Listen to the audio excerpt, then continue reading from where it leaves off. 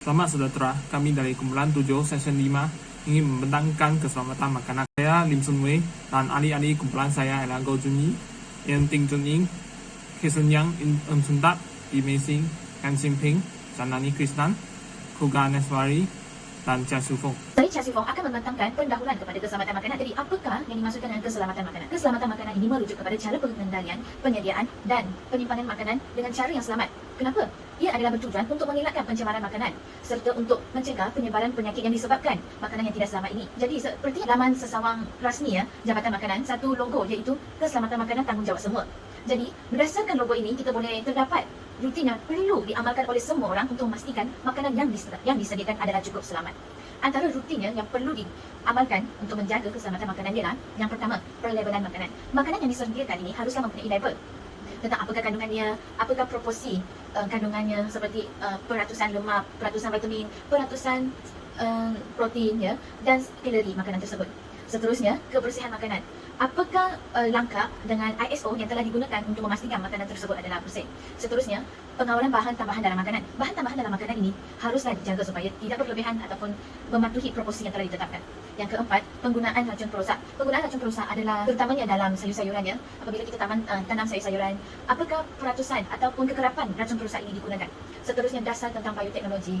Yang akhir sekali, garis panduan dalam pengurusan import dan ekspor makanan dan pensijilan untuk makanan. Seperti yang kita tahu, import dan ekspor ini, untuk kita import atau ekspor makanan ini, satu jangka masa diperlukan. Jadi dalam jangka masa untuk kita hantar makanan ataupun terima makanan itu, bagaimana kita harus memastikan makanan tersebut tidak rosak.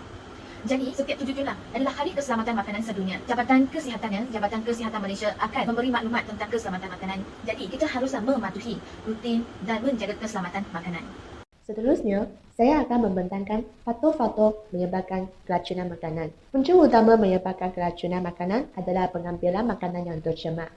Sebagai contohnya, makanan boleh tercemar dari sumber, semasa proses pengeluaran, ketika memasak, ketika penyajian makanan dan ketika makan. Antara faktor yang menyebabkan pencemaran makanan ialah penyediaan makanan yang tidak bersih oleh pihak yang menyediakan makanan itu.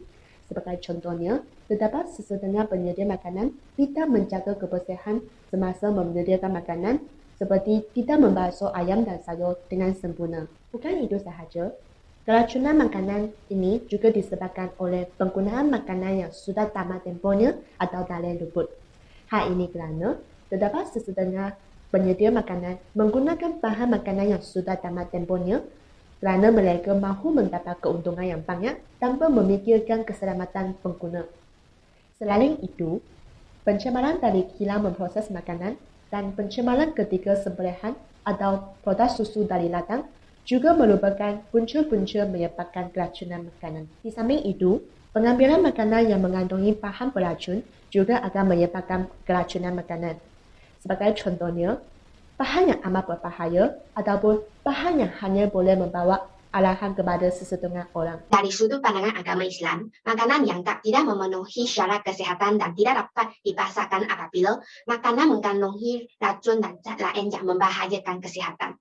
Selain itu, penambahan bahan dalam makanan yang bersifat racun seperti pengawet, pemanis, pewarna tidak boleh dimakan. Seterusnya, bahan makanan yang kadaluarsa juga dianggap tidak memenuhi syarat kesehatan.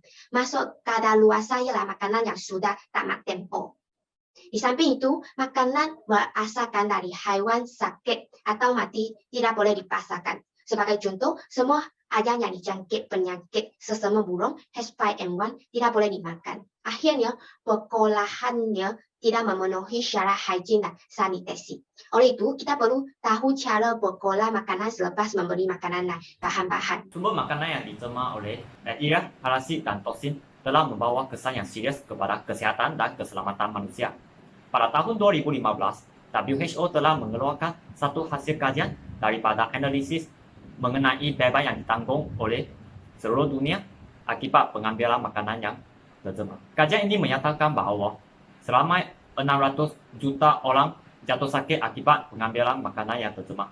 Selain itu, selama 420,000 kematian berlaku setiap tahun di seluruh dunia selepas mereka mengambil makanan yang tercemar. Seterusnya, kegagalan dalam pengawalan keselamatan makanan akan menghalang perkembangan sosioekonomi dengan menekan kepada sistem penjagaan kesihatan dan seterusnya merugikan ekonomi negara. Pada tahun 1995, kajian di Amerika Syarikat telah menyatakan bahawa kos tahunan untuk 3.3 hingga 12 milion kes penyakit bawaan makanan akibat 7 jenis patogen adalah 6.5 hingga 35 bilion US dollar. Di England pula, kos perubatan untuk merawat penyakit bawaan makanan pada tahun 1996 telah mencapai 700 milion euro. Seterusnya, kaedah keselamatan. Antara kaedah keselamatan ialah menjaga kebersihan. Kita perlu membasuh tangan sebelum dan selepas mengendalikan makanan. Kita juga perlu memastikan kebersihan peralatan sebelum digunakan untuk menyediakan makanan. Kebersihan tempat penyediaan makanan juga sangat diperlukan. Kaedah seterusnya ialah masak dengan cara yang betul. Kita perlu masak makanan dengan sempurna. Makanan yang dimasak perlu melebihi 70 suhu Celsius. Kaedah lain ialah asingkan makanan mentah dan yang telah dimasak.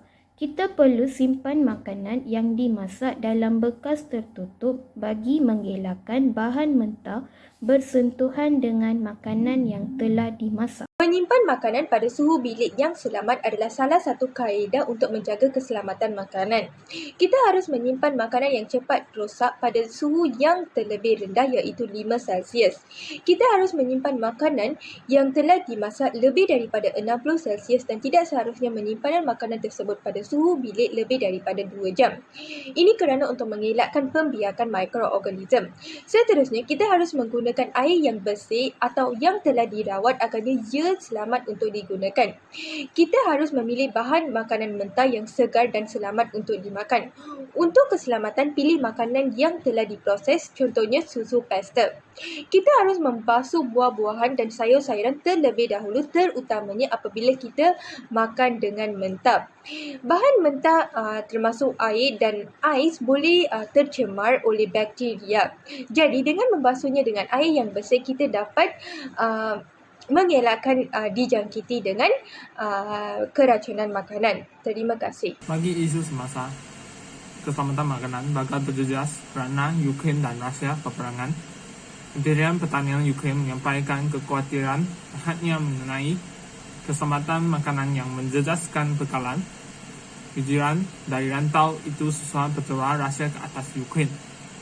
Bercakap kepada ahli Parlimen Eropah di Rusia, Roman Lesesko berkata, peperang itu menusahkan infrastruktur penting dan ia berisiko menyebabkan beberapa kawasan terima impact seperti keluaran susulan halangan ekspor dari Ukraine. Sebagai contohnya, oleh kerana ramai petani di sini telah melewatkan tingkat penanaman yang penting. Bukan sahaja mereka tidak boleh mengalihkan bunga matahari, gandum, jagung dan komoditi ladang lain yang telah mereka simpan, tapi mereka mungkin tidak berkembang banyak pada masa penuaian seterusnya tiba. Isu semasa yang seterusnya ialah keselamatan makanan di era COVID-19.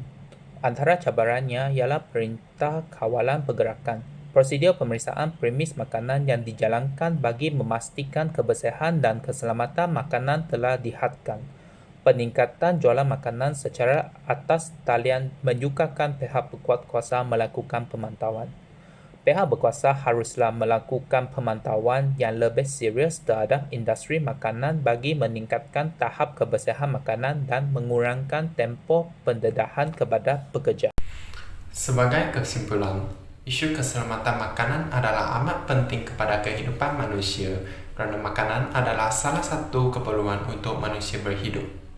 Kita seharusnya menjaga tabiat makan kita dengan mengikut ajaran agama, seperti makan makanan yang halal sahaja agar kita dapat menikmati manfaat makanan dengan kesihatan dan keselamatan kita terjamin. Seperti konsep karma daripada ajaran semua agama, apa-apa yang kita berlaku akan bertindak semula kepada kita. Oleh itu, bukan pihak tertentu sahaja, tetapi semua manusia perlu mengambil berat atas isu ini dan mengambil tindakan dari segi pendidikan dan kesedaran pemikiran demi kesihatan generasi kita dan generasi yang akan datang. Pembentangan kita tamat pada sini. Sekian, terima kasih.